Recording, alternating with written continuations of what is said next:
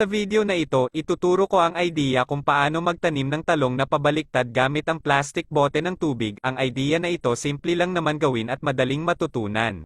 Ang gawin mo na lang, tapusin at panoorin mo lang ang video upang magkaroon ka ng idea.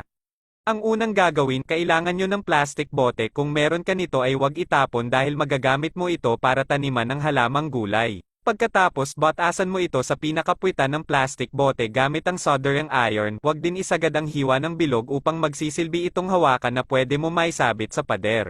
Sa pinakaleeg nito, kailangan mo rin magbubutas ng maliliit na piraso dahil para mabilis ang pag-drain ng tubig kapag magdidilig, na sa ganon hindi magiging sanhi ng pagkabulok ng ugat ng halaman mo na talong. Kapag natapos mo na lahat ng plastic bote mabutasan, maaari mo nang kunin ang mga binhi ng talong na inyong itatanim dito. Dahil pabaliktad ang paglalagay mo ng binhi sa plastic bote, kailangan mong ilagay sa plastic cellophane ang binhi para madali mong mailusot sa ulo ng container na sa ganon hindi mababali ang mga dahon nito. Ganon din ang proseso ang gagawin mo sa ibang binhi na ilalagay mo sa iba pang plastic bote para maayos at hindi mamatay ang binhi ng talong. Pagkatapos naman, pwede mo na rin itong isabit sa pader. Mainam na gumamit ng barina sa pagdikit mo ng plastic bote para makasigurado ka na matibay ito at hindi basta-basta mahuhulog. Pero optional lang naman, kung wala kang barina, pwede ka naman gagamit ng screwdriver para makabit mo ito ng maayos, o di kaya ipapako mo lang ito sa pader o balag. Ang importante lang naman ay hindi ito mahuhulog kung sakaling malagyan mo na ng lupa ito. Ang ilalagay mo pala o idagdag sa lupa ng halaman mo, 60% ng coco peat, 30% ng vermicompost, 10% ng fish protein fertilizer, bahagyang paghaloy ng maayos ito para makalat ng mabuti sa bawat isa. Ngayon tatanggalin mo na ang plastic bag ng binhi na nilagay mo sa container para malalagay mo na rin ang pinaghalo mo na coco peat, vermicompost at ng fish protein fertilizer. Ang paglalagay mo ay dahan-dahan lang at dapat tamang-tama lang ang dami na ilagay para kung sakaling mag-apply ka ng organikong pataba sa halaman mo ay may espasyo pa rin sa ibabaw. Pagkatapos naman kumuha kayo ng plastic bote ng coke, ang purpose naman dito ay magsisilbing self-watering ng halaman mo, batasan mo lang sa gitna at magbutas din ng maliit sa bahaging leeg at ng sapwitan nito. Sa dalawang butas na magkabilaan na maliit, lagyan mo ito ng lubid na gawa sa cotton, bahagyan ipasok ang kalahati sa plastic bote.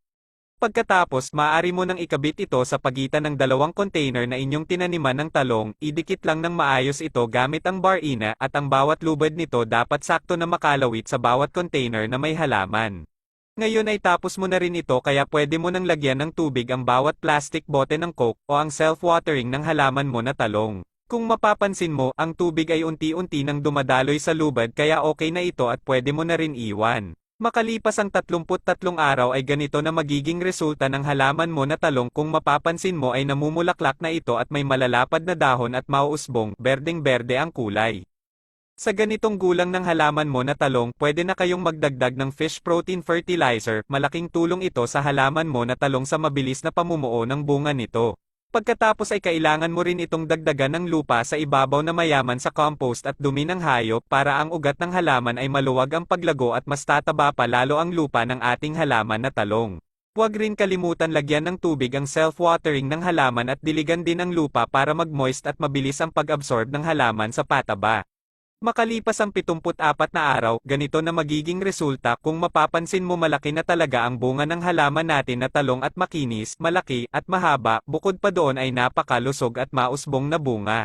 Tatanggalin mo na rin ang mga magulang na dahon nito sa ibabang bahagi para makafocus pa rin ang nutrisyon ng halaman sa talbos nito at sa bulaklak na nagsisimula pa lang mamuo ng panibagong bunga. Higit sa lahat ang mga bunga na nito sa ganitong edad ay sapat na rin ito upang anihin kaya sulit na sulit talaga ang ganitong idea sa pagtatanim ng talong.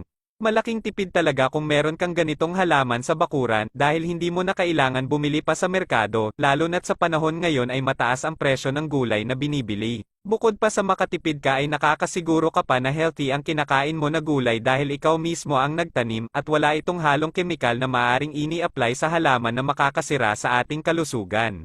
Ang idea na ito ay galing pa sa ibang bansa na pwede natin gayahin ang kanilang paraan sa pagtatanim ng talong, gamit ang container ng tubig ay sapat na upang taniman ng gulay at higit sa lahat hindi mo kailangan ng malawak na lupa para makapagtanim ng iba't ibang gulay.